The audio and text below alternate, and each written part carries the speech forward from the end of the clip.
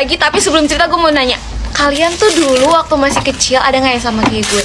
Pas lagi sakit, dibawa kan nih ke dokter, ya kan? Pasti dong berobat, masa ke dukun. Terus ditanya nih sama dokter atau susternya, kenapa? Kamu keluhannya apa? Apa yang dirasain sekarang?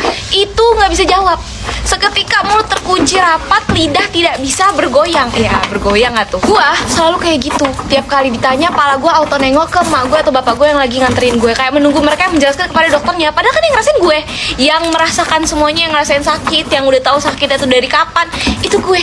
Tapi tiap kali ditanya sama dokternya gak bisa jawab gue. Gue langsung nengok ke emak gue kayak, mah jawab. Pas masih SD masih wajar lah ya, masih bocil namanya. Sampai dimana gue udah SMP gue masih kayak gitu. Tiap kali gue sakit selalu emak gue atau bapak gue yang ngejelasin ke dokternya gue kenapa. Dokternya sendiri pun masih memaklumi gitu kalau misalnya emak atau bapak gue yang menjelaskan gue nya kenapa. Sampai dimana kelas 3 SMP gue sakit, gue demam, dan demam gue udah tinggi. Abis itu gue dirujuk ke rumah sakit. Biasanya gue tuh ke puskesmas atau klinik doang. Ini pertama kalinya gue ke rumah sakit.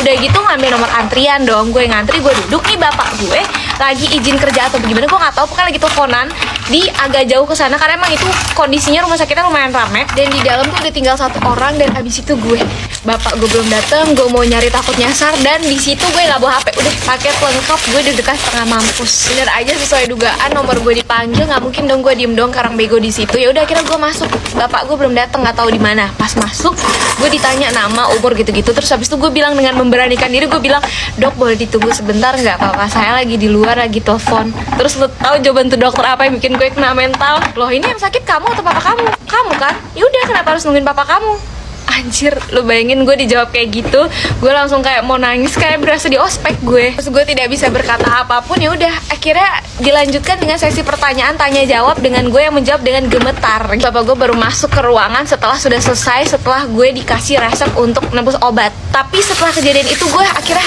jadi sadar gitu, kayak ya juga sih, gue yang sakit, kenapa gue yang harus malu untuk menjawab gitu. Akhirnya gue menjadi wanita independen setelahnya.